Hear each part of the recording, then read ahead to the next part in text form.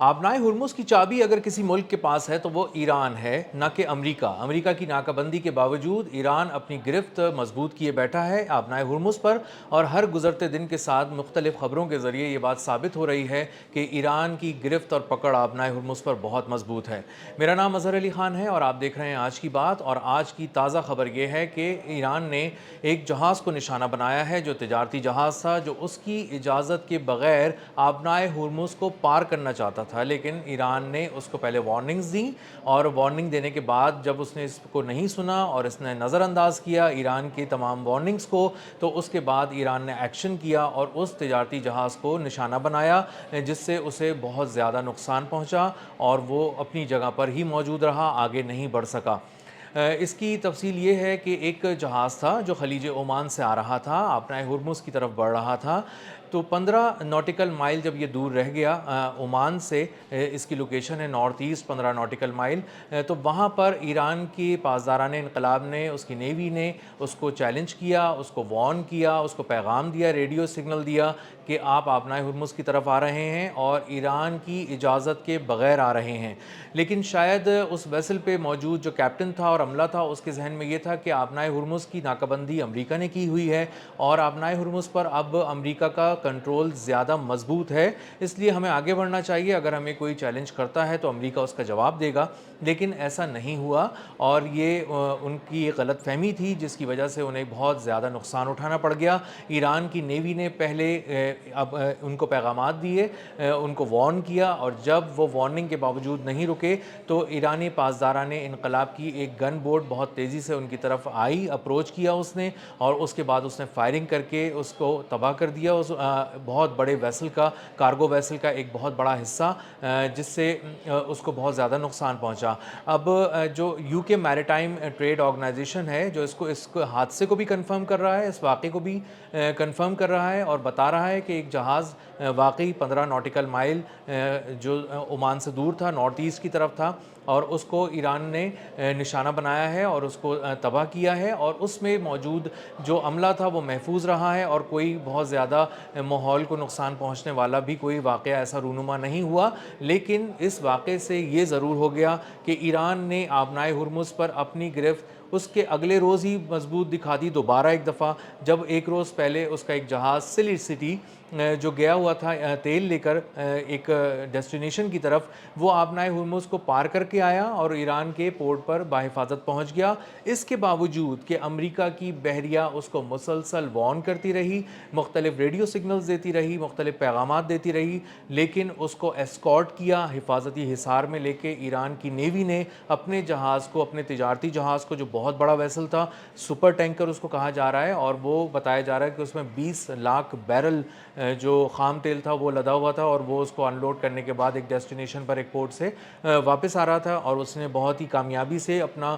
جو سفر ہے وہ جاری رکھا، آبنائے ہرمز کے قریب پہنچا، اس کو پار کیا، امریکہ کی ناک کے نیچے، آنکھوں کے سامنے وہ گزر گیا، اور امریکہ کی بحریہ 10,000 اہلکار جو وہاں تعینات کیے ہیں، ڈونلڈ ٹرمپ کہتے ہیں وہاں پہ امریکہ کی ناکہ بندی ہے، اور اس قدر سخت اور مضبوط ان کی وہاں پہ گرفت ہے کہ کسی بھی جہاز کو اگر وہاں سے گزرنا ہے تو پہلے امریکہ سے اجازت لینی پڑے گی، امریکہ کی نیوی سے اجازت لینی پڑے گی، اور پھر ان کو آگے بڑھنا پڑے گا۔ لیکن ہوا یہ کہ ایرانی جہاز اس کو چیلنج کرتا ہوا ایران کی بحریہ کے حفاظتی حصار میں امریکہ کے سامنے سے گزر گیا، اور امریکہ کے جنگی جہاز اس کا کچھ نہیں بگاڑ سکے۔ اب سوال یہ پیدا ہوتا ہے کہ امریکہ کے جہاز جو وہاں موجود ہیں، بڑی تعداد میں ہیں، 10,000 کے قریب اس کو بتایا جاتا ہے کہ اس کے سپاہی ہیں جو آبنائے ہرمز کی ناکہ بندی کے لیے اسپیشلی وہاں پر آئے ہیں، خاص طور پہ بلائے گئے ہیں، ایک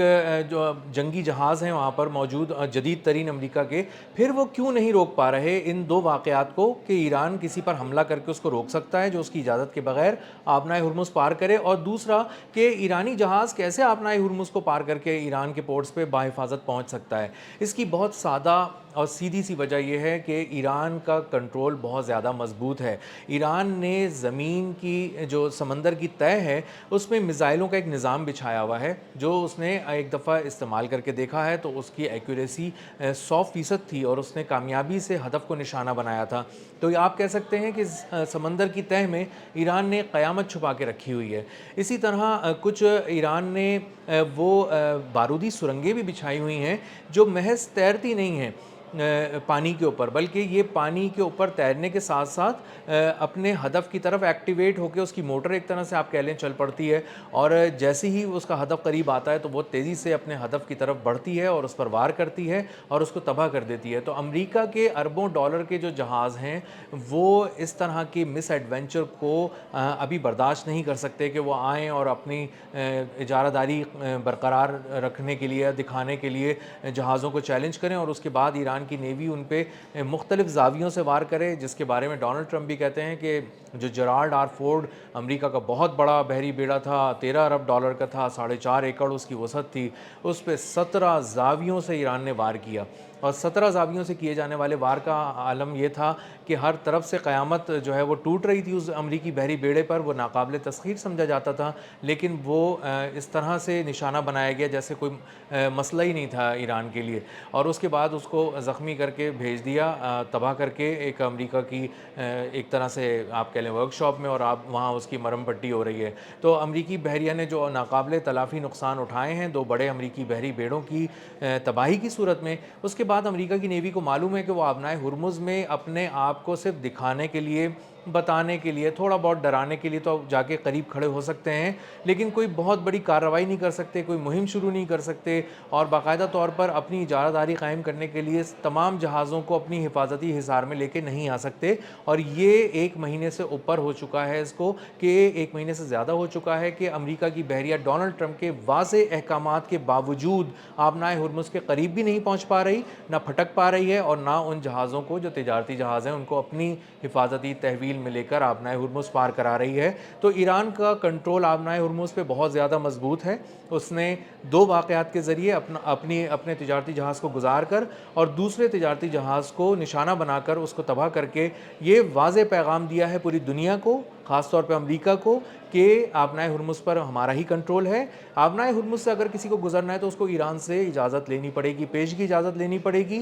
کوڈ لینا پڑے گا، تفصیل بتانی پڑے گی، ہم اجازت دیں گے، ہماری اجازت سے ہمارے حفاظتی حصار میں ہمیں ادائیگی کر کے اس ٹرانزٹ فی کی، جس کے بارے میں کہا جا رہا ہے کہ $20 لاکھ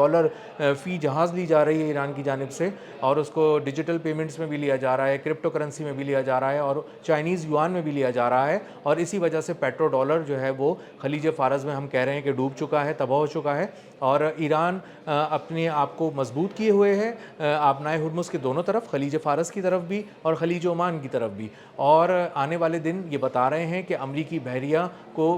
2 دنوں میں 2 بہت بڑی ناکامیوں کا سامنا کرنا پڑا ہے، اور جو آنے والے دن ہیں وہ بھی یہی بتا رہے ہیں کہ کس طرح امریکہ پہ دباؤ بڑھتا جا رہا ہے، اور ڈونلڈ ٹرمپ بہت سارے دعوے اور دھمکیوں کے باوجود بھی کوئی مؤثر اور ٹھوس حکمت عملی نہ سامنے لا سکے ہیں، نہ ہی ایران کے خلاف کوئی اقدام اٹھا سکے ہیں۔ اب تک کے لیے اتنا ہی، ملتے ہیں اگلے ولاگ میں کسی نئے خبر، نئے تجزیے اور نئے زاویے کے ساتھ۔ اللہ حافظ۔